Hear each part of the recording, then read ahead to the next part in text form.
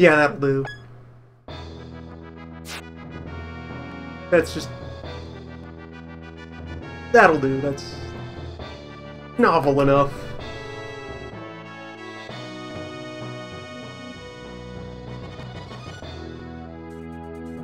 Escalating from that would just seem frivolous.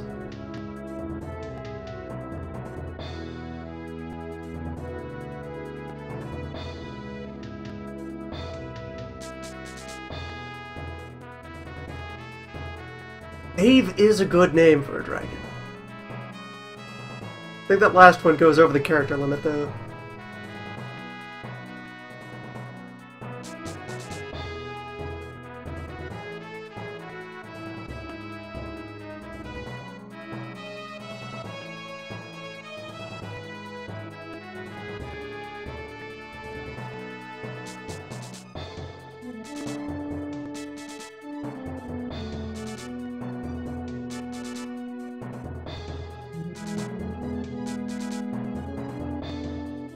Just, yeah, before we begin combat operations, just kinda quickly remind ourselves what is even happening in the world. Just run that by me, Lieutenant. Just be sure that you're in the clear. I, of course, know what's going on.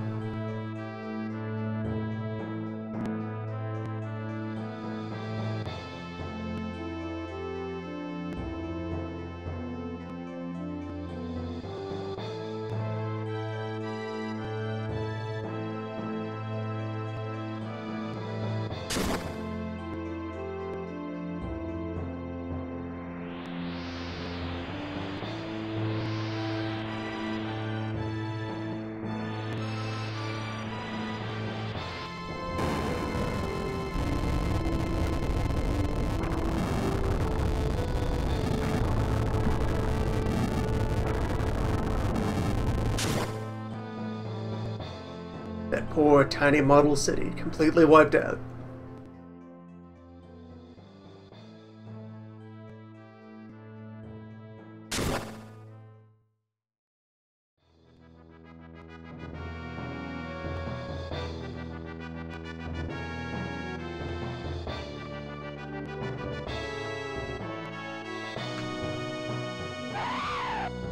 And yes, that other important thing to do before entering battle, make sure that you have actually named your phenomenally powerful war beast.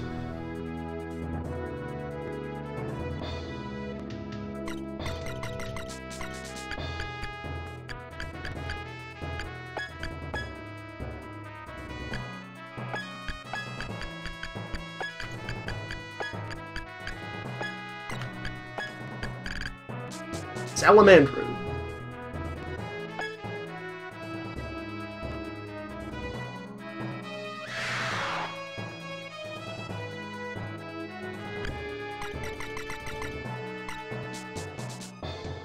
You may not look it at the moment, but,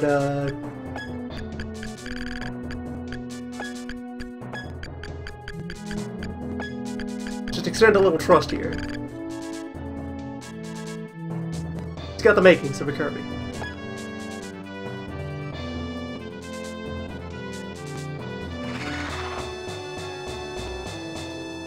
As for you, I actually hadn't come up with a joke name for you the last time when I started going through this, so you're Dave now.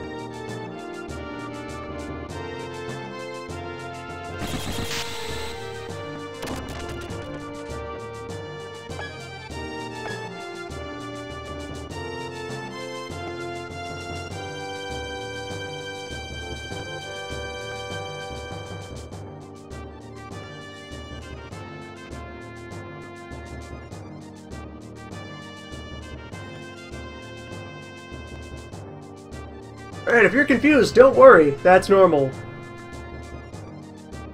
Bahamut Lagoon, here, where we are now. This is a strategy RPG that was released late in the Super Nintendo's lifetime, and never received an official translation and release outside of Japan. Naturally, a fan's translation has existed for quite some time, and here we are. So, it is a strategy RPG with a bit of an interesting novel gimmick in that first of all, you don't just have dudes that you're moving around on the grid, instead you have a series of parties that you customize and throw around. And so when you get them into position, you actually like fight a round of like ordinary RPG combat rather than just exchanging singular attacks. And each unit is attached to a dragon. Dragons will just kind of meander around and do as they please.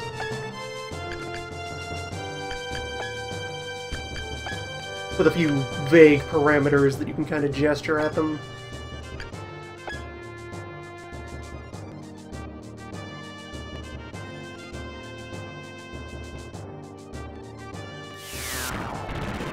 After each unit takes a move, their dragon will do a thing.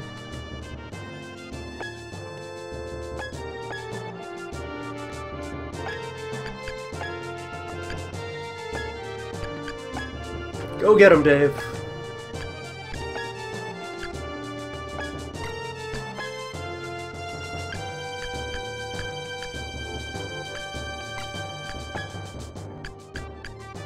Yeah, nothing here of relevance, so just relax.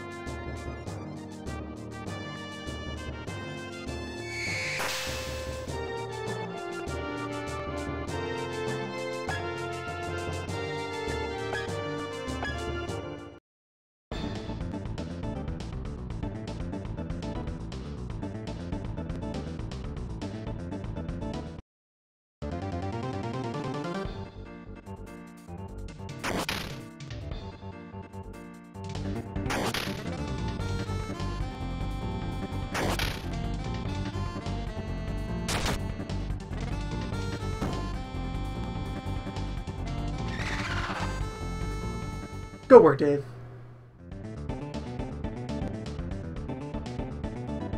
Doing a fine job holding the line out there. Keep them guessing, Dave.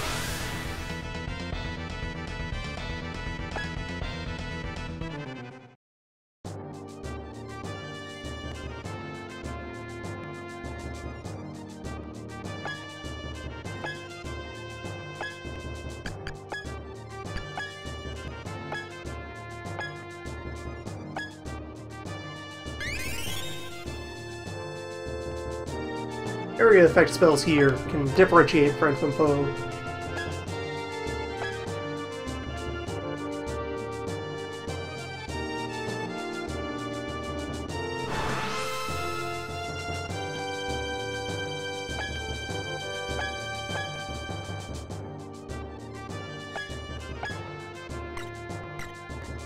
And as a game made very late in the console's life cycle, Bahamut Lagoon does sport some pretty interesting graphical details and effects.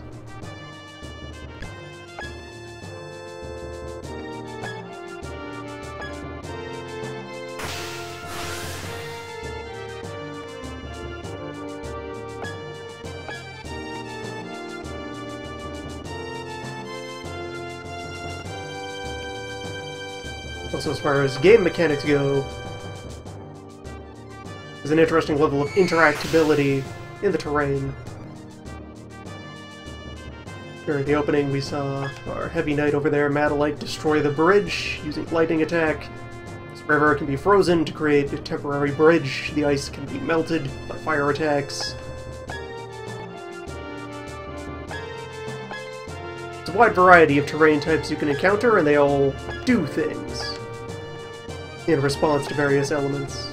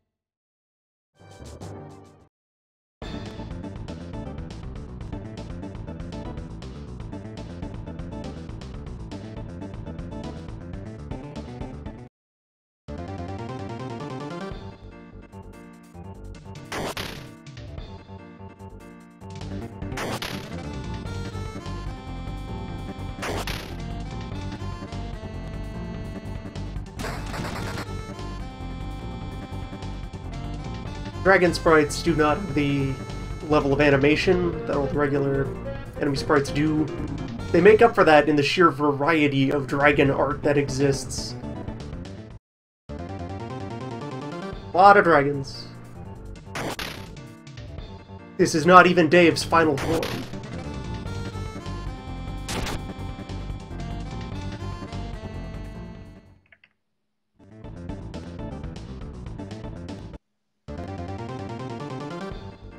Dragon. Dragons. Ah, hello, Drew. I won't be here forever, but I'll be here for a fair amount of time.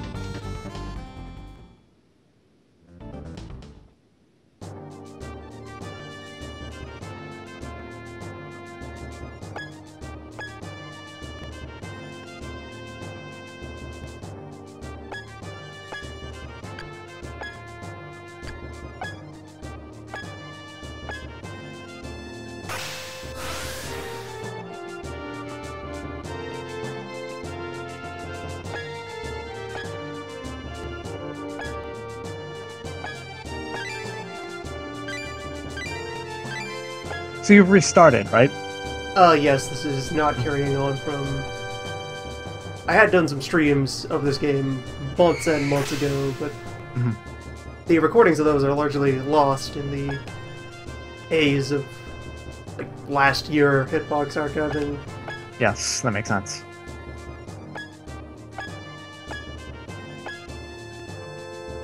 It's been a very long time, and I don't remember anything that we were doing last time anyway.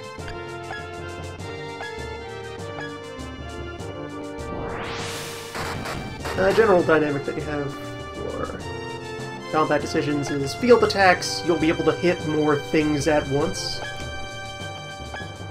but actually getting into close combat against an enemy unit will let you do more overall damage to that particular unit. Also, the entire squad will typically get experience for it, where I don't think that happens with a map task, as only one person is doing those. It depends, because, like, for example, View's unit can do field attacks, but only because View can. That's right. Yeah, he has long-range sword techniques. Everyone else is just a close-range fighter.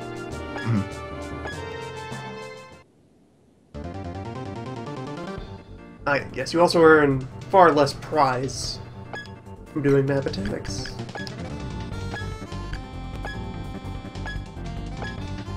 And depending on which element or type of attack that you used, you get different results from a different prize.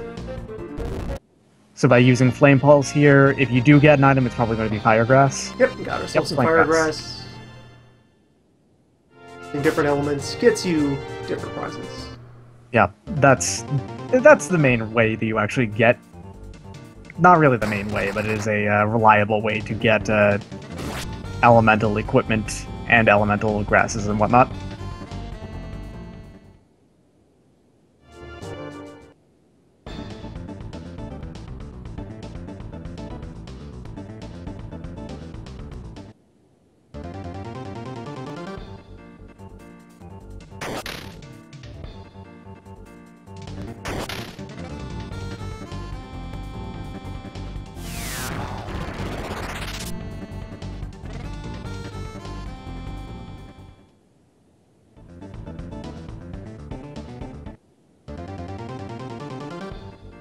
And Salamander is already quite ahead of the game on experiencing the feedback loop that dragons will go through. Yep.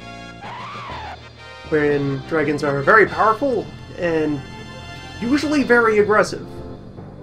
So they will go out, get their heads stuck into the middle of combat, fight a whole bunch, kill a whole bunch, get stronger, whereas your parties will be earning far less prizes because it takes them forever to get to the battlefield. You can... end up heavily relying on your dragons, unless you take efforts to prevent that. Yeah, because you can order your dragons to stay with you, or to, there's a number of ways to make it so they keep around you specifically, and they stop attacking. But doing that also just makes the fights harder, because you're not using your very powerful dragons to do that. You have to strike a balance. Yep. Also, there's really no actual penalty to your dragons dying, if I remember right. In a fight, they just stop fighting and they leave. They are pretty much completely there's no risk to using them at all. As opposed to using your dudes, which will then... There's no permanent death, obviously, in this game, but if you use your dudes to fight them with, then they can be wiped out from the map, and they stop gaining experience from then on in the fight. You also have the grand inconvenience of... You can only move a dragon by moving its attached unit, and you can't control where that dragon is going to end up. Right. Right, maybe if I set Andrew to wait. I think that might be the case too. Yes, your dragon is also the thing that determines which elemental skills you have. Usually, it's like sword technique here, it is a generic capsule for. Like he has flame hit here because he is attached to Salamandru, who is a level 2 flame dragon. Yep. There are dragons trained Andrew in other elements, or attached different flavors of dragon. This move list would change. Yeah, if a dragon has roughly the same amount of element in 2 different elements, it would have both, and that means that the squad would have access to both. Also, if you get into a fight while near your dragon, it will often pop in and drop a support attack. Which I had forgotten about when planning this out. I wanted them to kind of hold off and let somebody else get the finishing blow, but oh well. More fire. And some nice wine. Yeah. That's the other feedback loop you gotta watch out for. Since what elements you're using determines what items you're getting, which determines what flavors you can add to your dragons. You could end up stuck with, say, nothing but fire. And that's actually extremely easy to do, because the dragons just, on the whole, tend towards fire. Yes. There are multiple... There's multiple dragons, obviously, but like we have one fire one right now. We are going to get one that does... We have a fire, an ice, and a fire healing element hybrid. Yeah. And then, alarmingly quickly, we'll get other dragons too, and, they will occasionally double up on elements that we already have. And fire is... One of those is a fire/poison. Yeah. So you just want to be a little bit careful with that and try to diversify your elements, because while it's totally legit to just go all fire all the time, it's not interesting, and the most interesting part of this game is raising your dragons to become horrible abominations. Customized, lovingly crafted abominations. Mm-hmm. By the way, our castle's getting wrecked. Imperial Army. Pretty good at conquering things.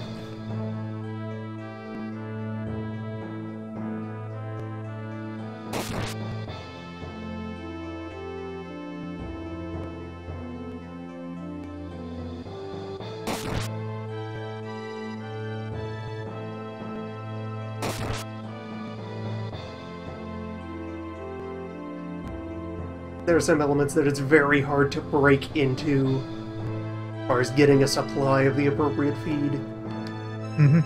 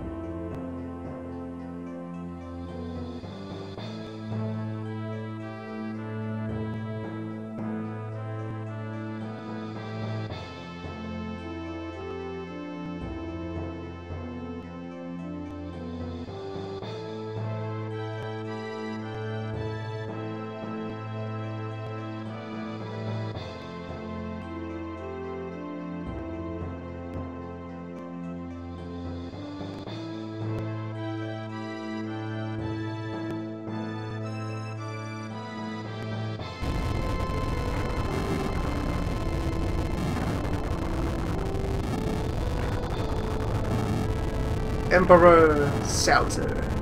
Sounds. Sauzer.